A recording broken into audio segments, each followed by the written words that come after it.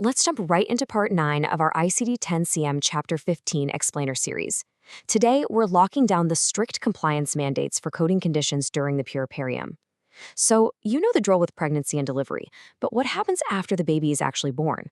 Well, the postpartum phase brings its own totally unique clinical challenges, and of course, a highly specific set of coding rules. Let's get right to it and make sure your coding is just as precise as the carrier facility provides. Here's a quick look at our agenda. We'll start off by defining the scope of the puerperium, then move into puerperal inflections and sepsis. After that, we'll tackle cardiovascular and anesthetic complications, followed by breast and lactation disorders. Finally, we'll wrap it all up with a clinical case walkthrough. All right, Section 1, Scope of the Puerperium. Let's set our boundaries. Okay, so this timeline is absolute. The puerperium refers exclusively to that window starting immediately after delivery, and it extends strictly through the 6-week postpartum period. You can only assign codes from the O85 to O92 block during this exact time frame. So if a complication pops up at, say, week 8 or 9, you're officially outside of this code block's territory. Because of that strict window, your validation mandate is absolutely crucial. For strict compliance, you have to explicitly validate the timeline in the medical documentation before you even think about assigning these codes. As a coder, you need to see exactly how many days or weeks postpartum the patient is. Plus, you've got to make sure the provider linked the condition directly to the delivery or the postpartum state. That is literally how you protect your facility from audits and denials. Moving right along to Section 2, Puerperal infections and sepsis. We really need to draw a hard line between systemic and localized conditions here. Let's look at O85, puerperal sepsis. This one requires major systemic signs of infection. We're talking postpartum fever, severe uterine tenderness, and foul lochia. But right under that, O86 captures other puerperal infections, which are localized. Think surgical wound breakdowns, postpartum UTIs, or localized pelvic infections. Mixing up O85 and O86 is a huge deal because the clinical severity and honestly the resulting reimbursement weight are vastly different. So how does this actually look in your day-to-day workflow? Well, with infections, you're almost always looking at a dual coding mandate. Step 1 is assigning your primary O code, like O85 for the puerperal sepsis, but you absolutely cannot stop there. Step 2 is mandatory.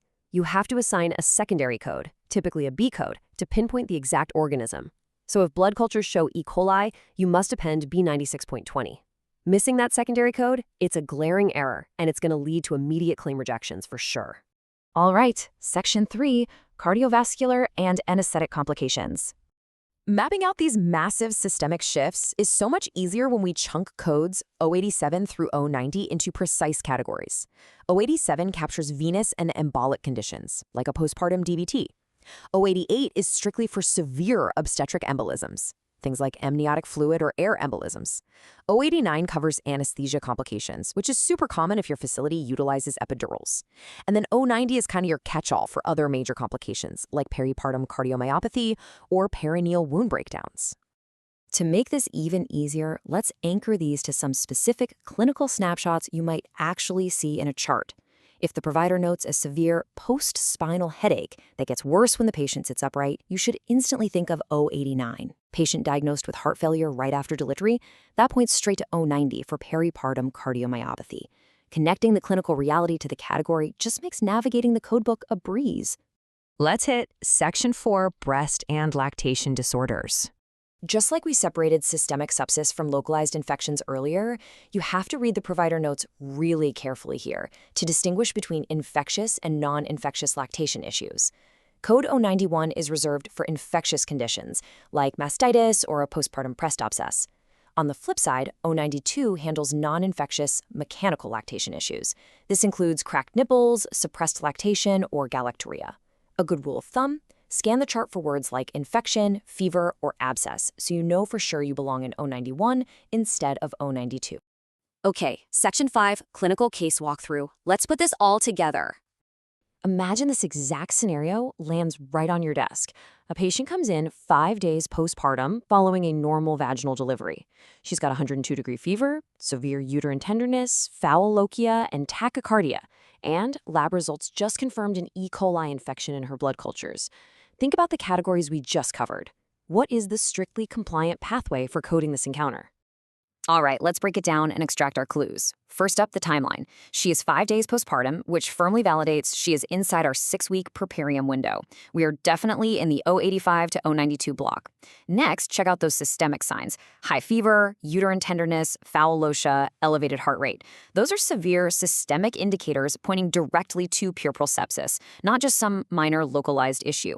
And finally, we have our confirmed causative organism, E. coli. So, applying our strict rules, the step-by-step assignment is actually pretty straightforward. Step 1, you sequence O85 primarily for the puerperal sepsis. And remember that dual coding mandate? Step 2 means you mandatorily follow that up with code B96.20 to identify the E. coli as the cause of a disease classified elsewhere. This perfectly captures the entire clinical picture, and it keeps you 100% compliant. As we wrap up this explainer, I want to leave you with this one thought. Compliance absolutely requires precision. If you want to protect your facility from denials and ensure totally accurate patient records, you have to treat timeline validation and those dual coding rules as absolute mandates, not just suggestions. Always verify that 6-week window and never, ever leave an infection code hanging without its causative organism. Is your facility leaving revenue on the table or risking immediate rejections by missing these secondary codes? It's definitely something to think about. Thank you for watching, and stay tuned for Part 10. This is Decode Healthcare with Harshal.